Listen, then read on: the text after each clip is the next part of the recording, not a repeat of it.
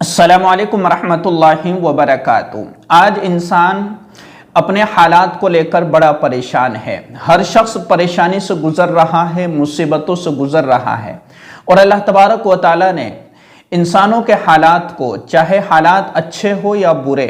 انسانوں کے اعمال سے جوڑ رکھا ہے کہ اگر اعمال اچھے ہیں تو اللہ تبارک و تعالیٰ ان اچھے اعمال کی بنیاد پر ان کے حالات کو درست کر دے گا، اور اگر اعمال برے ہیں تو اللہ تبارک و تعالیٰ ان برے اعمال کی نحوست کی وجہ سے حالات کو بگاڑ دے گا اور ان کو اور زیادہ حالات گھیر لیں گے۔ تو سب سے پہلی چیز کہ ہم اپنے اعمال کو درست کرنے کی فکر کریں، اپنے اعمال کو صحیح کرنے کی فکر کریں، اور انسان کے حالات کو بدلنے کے لیے سب سے بیسٹ اور سب سے اہم جو چیز ہے وہ استغفار ہے، کیونکہ اللہ تبارک و تعالیٰ نے استغفار پر جو وعدہ فرمایا ہے اور اللہ کے رسول صلی اللہ علیہ وسلم نے استغفار کرنے پر جو وعدہ فرمایا وہ بالکل برحق ہے اور سچا ہے۔ کیا فرمایا اللہ کے رسول صلی اللہ علیہ وسلم نے کہ حضرت ابن عباس رضی اللہ تعالیٰ عنہ کی روایت ہے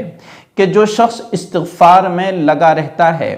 اللہ تعالیٰ اس کے لیے ہر دشواری سے نکلنے کا راستہ نکال دیں گے، یعنی اس کے لیے راستہ آسان کر دیں گے، اور اسی طریقے سے اللہ تبارک و تعالیٰ اس کی فکروں کو ختم کر کے اور اس کے لیے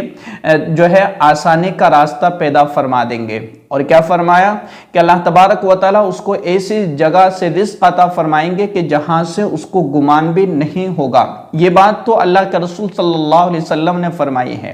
اللہ تبارک و تعالیٰ کا بھی ارشاد ہے فَقُلْتُ اسْتَغْفِرُوا رَبَّكُمْ إِنَّهُ كَانَ غَفَّارًا يُرْسِلِ السَّمَاءَ عَلَيْكُمْ مِدْرَارًا وَيُمْدِدْكُمْ بِأَمْوَالِكُمْ وَبَنِينَ۔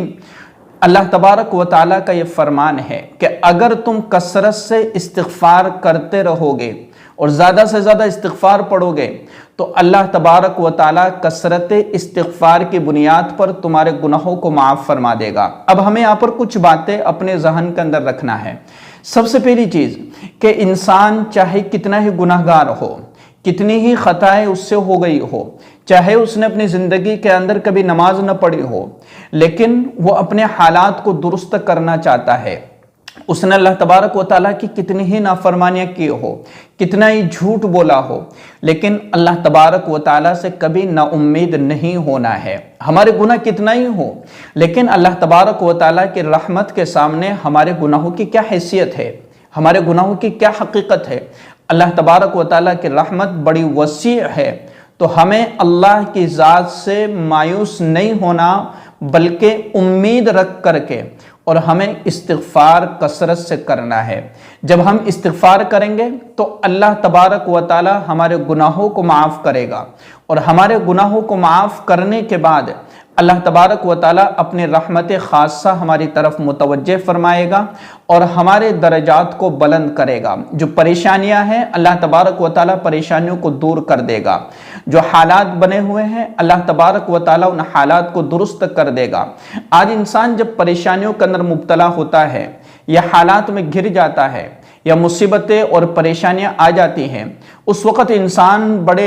رنج و فکر کے اندر ہوتا ہے اور بڑی سوچ کے اندر مبتلا ہوتا ہے، اس سے کوئی راستہ نظر نہیں آ رہا ہوتا ہے کہ میں کیا کروں۔ میں کہتا ہوں کہ سب سے بہترین جو چیز ہے وہ ہے اللہ کے سامنے جھک جانا، وہ ہے اللہ کے سامنے آ جانا، وہ ہے اللہ کے سامنے توبہ استغفار کرنا۔ اللہ تبارک و تعالیٰ ایسا سکون عطا فرمائے گا، اللہ تبارک و تعالیٰ فکروں کو ایسے ختم کرے گا کہ ہم سوچ بھی نہیں سکتے۔ اللہ تبارک و تعالی ہمارے لیے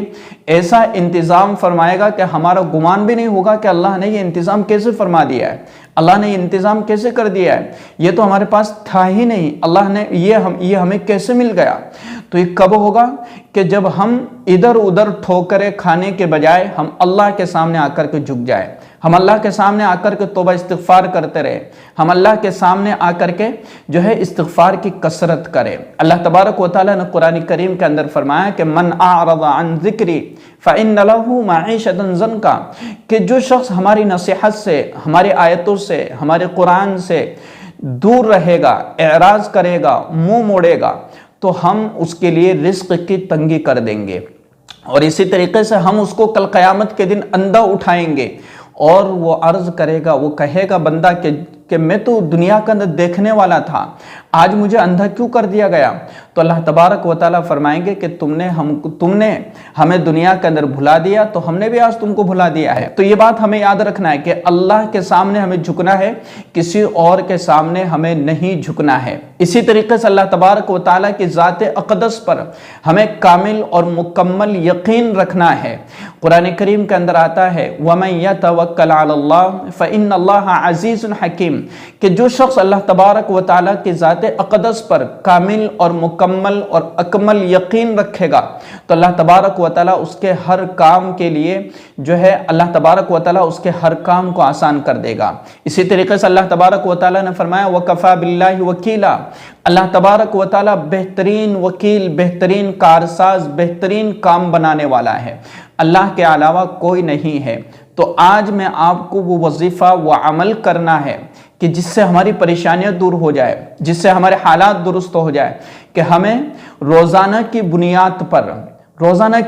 پر 1000 مرتبہ ہمیں استغفار پڑھنا ہے، روزانہ کی بنیاد پر، کہ عشاء کی نماز کے بعد عشاء کی نماز سے فارغ ہو جائے مکمل طور پر، اور پھر ہمیں 1000 مرتبہ استغفار کرنا ہے۔ انشاءاللہ اللہ کی ذات کے ساتھ یقین رکھ کر کے پڑھیے گا، اللہ کی ذات پر اعتماد رکھ کر کے پڑھیے گا، اور اسی طریقے سے اللہ کی ذات پر بھروسہ رکھ کر کے پڑھیے گا۔ انشاءاللہ اللہ تبارک و تعالیٰ معاملات کو درست کر دے گا،